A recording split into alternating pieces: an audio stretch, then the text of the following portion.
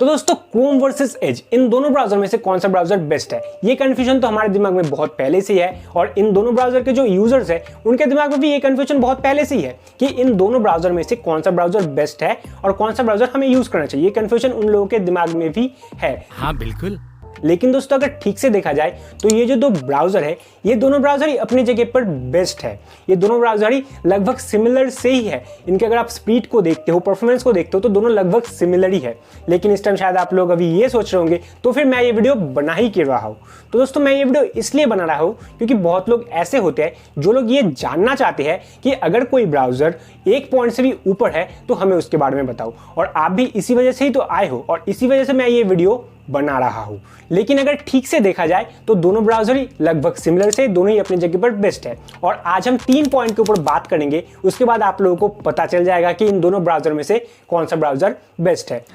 अच्छा बोलो। तो दोस्तों अगर बात करें अपने पहले पॉइंट के बारे में तो दोस्तों हमारा जो पहला पॉइंट है वो है स्टैक्शन। हाँ दोस्तों आप लोगों ने सही सुना है, स्टैक्शन। अगर आप लोग डेस्कटॉप और लैपटॉप में ब्राउजर को यूज करते हो तो आप लोगों को स्टैक्शन के बारे में तो जरूर पता होगा और आप खुद भी स्टैक्शन को जरूर यूज करते होंगे।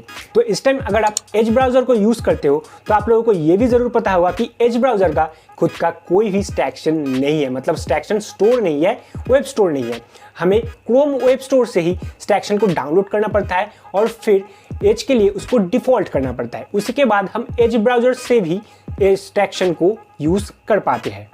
तो इस टाइम प्रॉब्लम क्या होता है कि अगर आप अपने एज ब्राउजर में ज्यादा स्टैक्शन को लगा देते हो तो उस टाइम जो स्टैक्शन का स्मूथनेस होता है, जो स्पीड होता है, वो टूट जाता है, स्लो रिस्पॉन्ड मेक करता है। ठीक है, जो स्टैक्शन है वो स्लो रिस्पॉन्ड करता है उस टाइम अगर आपके स्टैक्शन ज्यादा है एज ब्राउजर में, क्योंकि एज ब्राउजर को स्टैक्शन यूज करने के लिए गूगल के सर्वर से कनेक्टेड होना पड़ता है, क्योंकि जो क्रोम वेब स्टोर है वो गूगल का है। इसी वजह से जो गूगल का सर्वर है उसके साथ उसको कनेक्टेड होना पड़ता है। लेकिन अगर आप यही चीज क्रोम में देखोगे तो क्रोम में ऐसा नहीं है।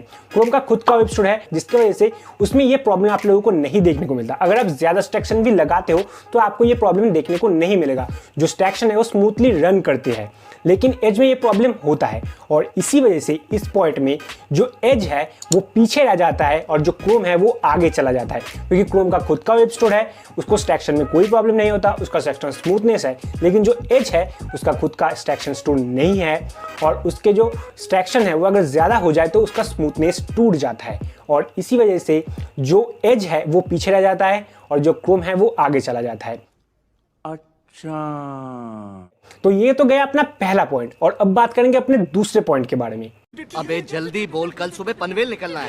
तो दोस्तों अगर दूसरे पॉइंट के बारे में बात करें तो हमारा जो दूसरा पॉइंट है वो है सीपीयू यूजेस। हाँ दोस्तों, सीपीयू यूजेस। इस पॉइंट को देखते हुए अगर आप एज ब्राउजर को यूज करते हो तो आप लोगों को ये देखने को मिलेगा एज ब्राउजर को यूज करने के टाइम कि जो एज ब्राउजर है वो 30 से 40% तक का सीपीयू यूज करता है और उसमें आपको हाई स्पाइक्स भी देखने को मिलेंगे। ठीक है, लेकिन वो इतना ज्यादा नहीं होते हैं। जो एज ब्राउजर होता है वो 30 से 40% तक ही आपका सीपीयू ज्यादातर यूज करता है, उससे ज्यादा नहीं करता। और जब स्पाइक्स आते हैं तो आप लोगों को जो सीपीयू यूजेस है वो कम से कम 75 तक पहुंच जाता है, उससे ज्यादा वो नहीं जाता है।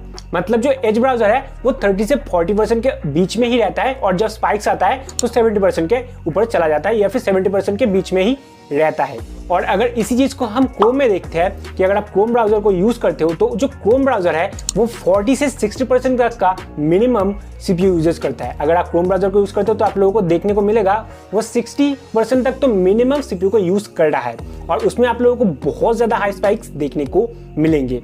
हाँ दोस्तों, और स्पाइक्स के टाइम जो सीपीयू यूजेस है वो 90% तक भी पहुंच जाता है और कभी कभी तो 100 तक भी पहुंच जाता है। सो जो क्रोम ब्राउजर है वो ज्यादा सीपीयू यूज करता है। ठीक है, लेकिन दोस्तों प्रॉब्लम इस जगह पर आता है कि क्रोम ज्यादा सीपीयू यूज करने के बाद भी जो परफॉर्मेंस देता है, ठीक है, वो सिमिलर होते हैं, वो सेम होते हैं एज से। और एज कम सीपीयू यूज करने के बाद भी एकदम सेम स्पीड ही देता है और इसकी वजह से इस पॉइंट में जो एज ब्राउजर है वो आगे चला जाता है और जो क्रोम ब्राउजर है वो पीछे रह जाता है। और इस पॉइंट में जो विनर निकल कर आता है वो हमारा एज निकल कर आता है, क्रोम नहीं, क्योंकि क्रोम पीछे रह जाता है क्योंकि वो ज्यादा सीपीयू यूज करते हैं इस वजह से। तो अभी तक तो हमें 2 पॉइंट में 2 विनर मिल चुके हैं, एक है एज और एक है क्रोम। और अब बात करेंगे हम अपने तीसरे पॉइंट के बारे में। तो दोस्तों हमारा जो तीसरा पॉइंट है वो भी लगभग सिमिलर से है इस दूसरे पॉइंट की तरह ही। उसमें हम मेमोरी यूजेस के बारे में बताएंगे। तो अगर मेमोरी यूज के बारे में बताया जाए तो इस पॉइंट में अगर एज को देखा जाए तो एज मिनिमम 90 मतलब 0.90 GB से लेकर 1.10 GB का मेमोरी आपका यूज करता है जब आप एज ब्राउजर को यूज करोगे।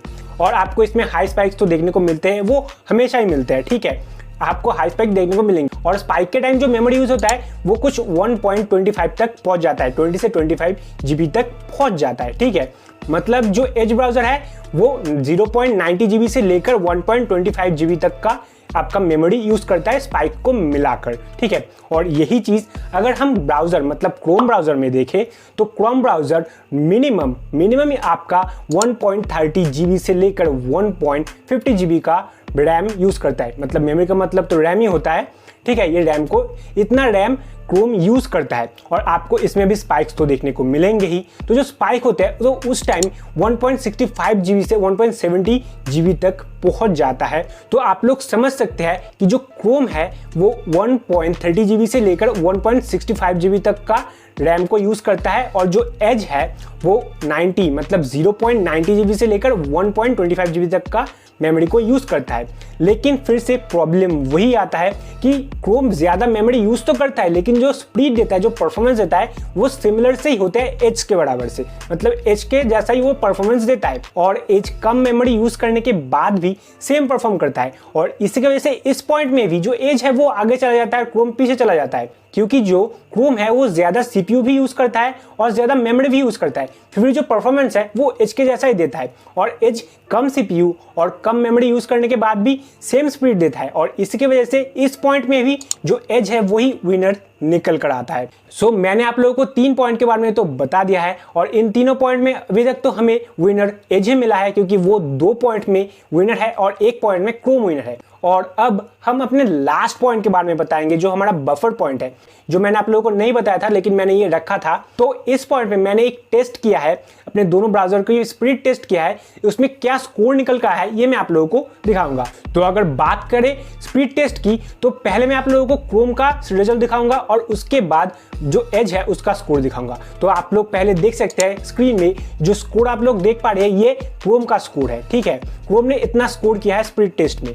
और अब आप लोग देख सकते हैं जो स्क्रीन में आप लोग जो स्कोर देख रहे हैं ये एज का स्कोर है, ठीक है। एज ने ये स्कोर किया है स्पीड टेस्ट के मामले में। मतलब जो स्कोरिंग है वो लगभग सिमिलर से आप कह सकते हो, उतना ज़्यादा फर्क नहीं है दोनों में, लेकिन फिर भी स्कोरिंग में जो एज है वो आगे है और जो क्रोम है वो पीछे है।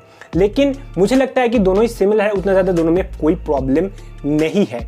लेकिन अगर आप बेस्ट चॉइस करना चाहते हो, बेस्ट आपको चाहिए, तो आप लोगों को तो बेस्ट मिल ही चुका है कि कौन सा ब्राउजर फास्ट है, कौन सा ब्राउजर बेस्ट है, ठीक है। ये आपको लोगों को मिल चुका होगा। लेकिन मैं फिर से आप लोगों को वही बात कहूंगा कि आप इन दोनों ब्राउजर को ही यूज कर सकते हो। दोनों ब्राउजर ही अपने जगह पर बेस्ट है, दोनों ही बहुत अच्छे सिक्योरिटी प्रोवाइड करते हैं। हाँ, हालांकि दोनों के सिक्योरिटी कभी कभी ब्रीच हो जाता है, लेकिन दोनों ही बहुत अच्छे सिक्योरिटी को प्रोवाइड करते हैं, दोनों ही अपनी जगह पर बेस्ट है। लेकिन अब डिपेंड करता है आपके ऊपर कि आप कौन से ब्राउजर को यूज करेंगे।